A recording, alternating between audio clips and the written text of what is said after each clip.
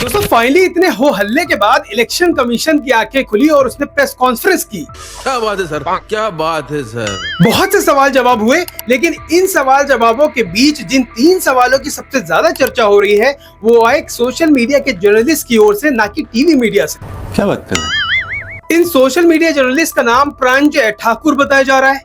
उन्होंने जो सवाल पूछे उन्हें खास तौर पर विपक्ष और उसके समर्थक जरूर पसंद करेंगे। अब सबसे पहले आप वो 3 सवाल सुन लीजिए। इतना हड़बड़ी में आपको एसआईआर करने का क्या जरूरत है जब बाढ़ चल रहे बिहार में, बारिश के समय, और समय बहुत लोग कह रहे हैं बहुत कम है।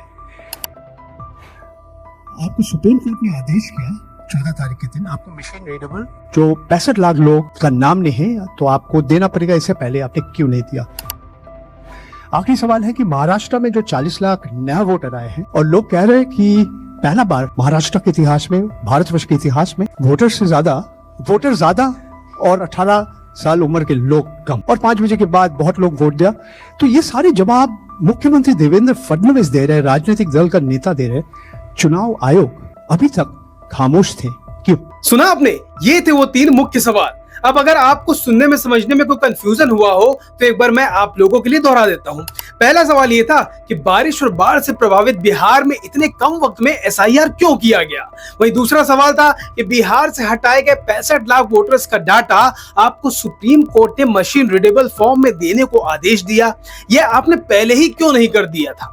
वहीं तीसरा सवाल ये पूछा गया था कि महाराष्ट्र में कथित तौर पर पहली बार इतने सारे वोटर्स जोड़े गए जबकि उनकी संख्या 18 साल होने के बावजूद युवाओं से कहीं ज्यादा थी। इसका जवाब सीएम देवेंद्र फडणवीस दे रहे हैं। आप यानी चुनाव आयोग क्यों अब तक खामोश थे? दोस्तों ये 3 तीखे सवाल अब चर्चाओं में, क्योंकि मुख्य चुनाव आयुक्त ज्ञानेश कुमार जी की सिट्टी पिट्टी गुम हो गई। आपको बता दें कि मुख्य चुनाव आयुक्त 5 पत्रकारों के सवालों को क्लब करके एक साथ उनका जवाब दे रहे थे, जैसा इस तरह की प्रेस कॉन्फ्रेंस में अक्सर होता है। सर, आपने देखा होगा कि Rahul Gandhi leader of opposition ने सेंट्रल बेंगलुरु की कॉन्स्टिट्यूंसी की तहकीकात की और ढेर सारे आरोप लगाए। उनका कहना था कि फेक सस्पिशियस वोटर बन रहे हैं, मैनिपुलेटेड हैं, मास एडिशन हुए हैं।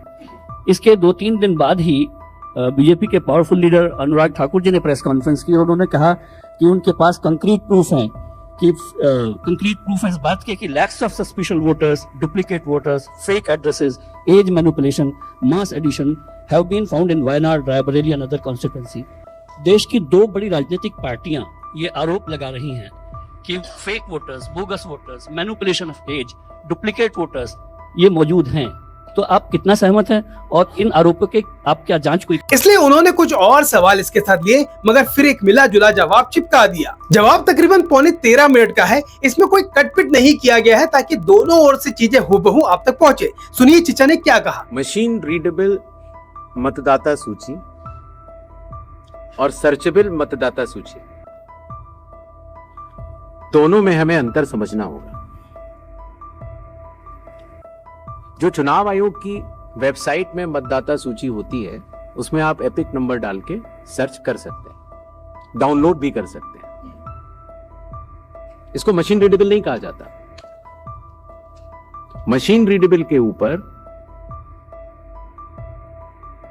मैंने आपको शुरुआती उसमें बताया था कि 2019 में माननीय सुप्रीम कोर्ट ने भी इस विषय का गहन अध्ययन किया और यह पाया कि मशीन रीडेबल इलेक्टोरल रोल देने से वोटर की प्राइवेसी का हनन हो सकता है।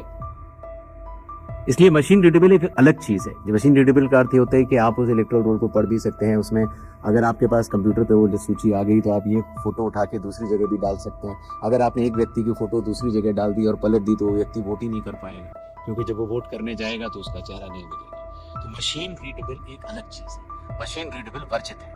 तो उसको आप, ये चुनाव आयोग का अकेला फैसला नहीं है, ये चुनाव आयोग का फैसला माननीय सुप्रीम कोर्ट के जजमेंट के बाद है और 2019 से है। तो मशीन रीडेबल अलग चीज हो गई और एक लिस्ट को सर्च करना वो एक अलग विषय हो गया। जब आप एक लिस्ट को सर्च करते हैं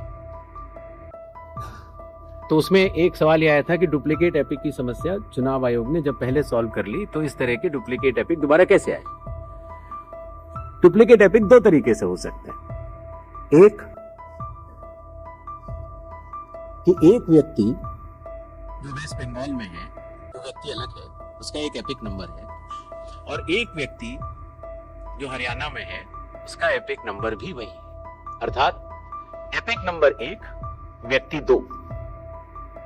जब यह सवाल उठा लगभग मार्च 2025, जब हम लोगों ने उसके ऊपर चर्चा की और उसको हम लोगों ने पूरे देश भर में सुलझाया, लगभग ऐसे 3 लाख लोग मिले जिनकी एपिक संख्या 1 थी।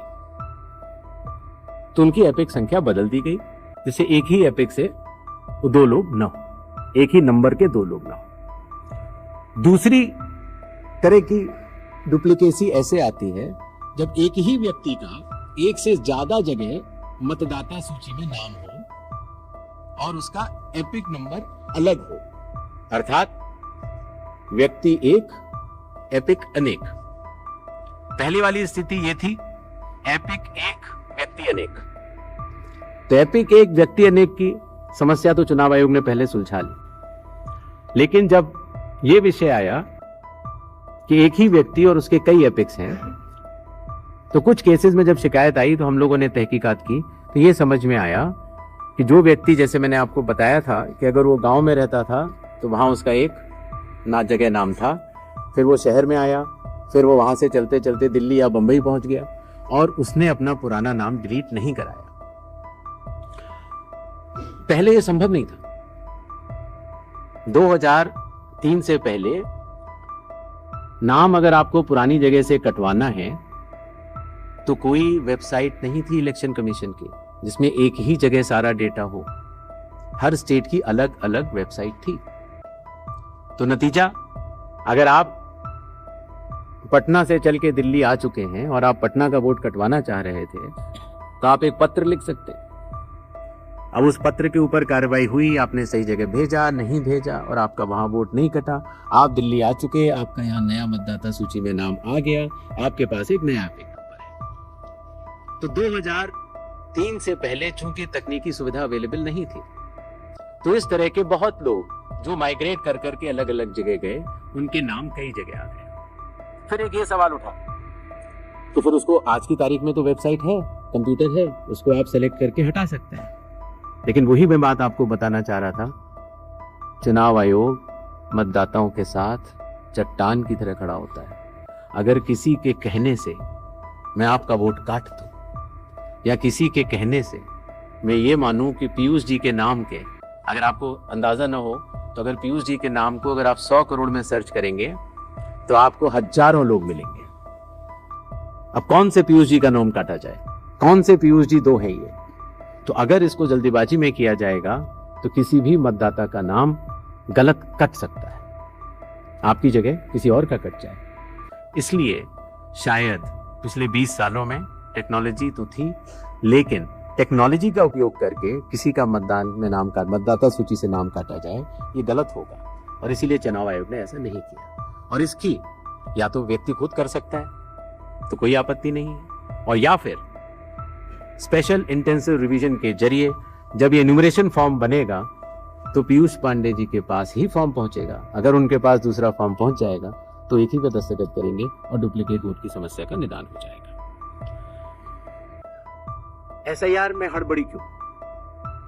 यह भी एक भ्रम फैलाया जाता है। आप लोग मुझे बताएं कि चुनाव से पहले मतदाता सूची शुद्ध करनी चाहिए या चुनाव के बाद? चुनाव से पहले। और ये बात चुनाव आयोग नहीं कह रहा है, ये बात लोक प्रतिनिधित्व कानून कह रहा है कि हर चुनाव से पहले आपको मतदाता सूची शुद्ध करनी होगी। ये चुनाव आयोग का कानूनी दायित्व है। फिर ये बात आई कि 7 करोड़ से ज्यादा बिहार के मतदाताओं तक क्या चुनाव आयोग पहुंच पाएगा? हकीकत आपके सामने है। जब 24 जून से यह कार्रवाई शुरू हुई तो यह पूरी प्रक्रिया लगभग 20 जुलाई तक ही समाप्त हो गई। फिर यह बात आई कि साहब जुलाई में क्यों? उस समय मौसम अच्छा नहीं होता।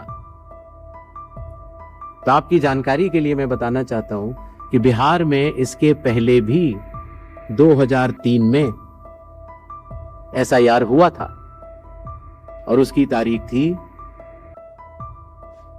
14 जुलाई से 14 अगस्त, और तब भी सफलतापूर्वक हुआ था। और इस बार भी सफलतापूर्वक सबके एन्यूमरेशन फॉर्म्स वापस आ गए। एक और सवाल पूछा गया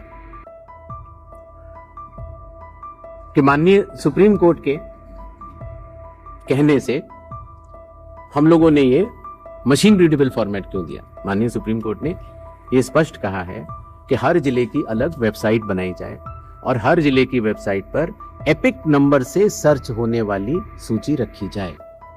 और आपको ये जानकर हर्ष होगा कि 56 घंटों के अंदर चुनाव आयोग ने उसका अनुपालन किया है और हर जिले की वेबसाइट की सूची आप सबको जो फोल्डर दिया गया है उसमें है, आप भी सर्च कर सकते हैं।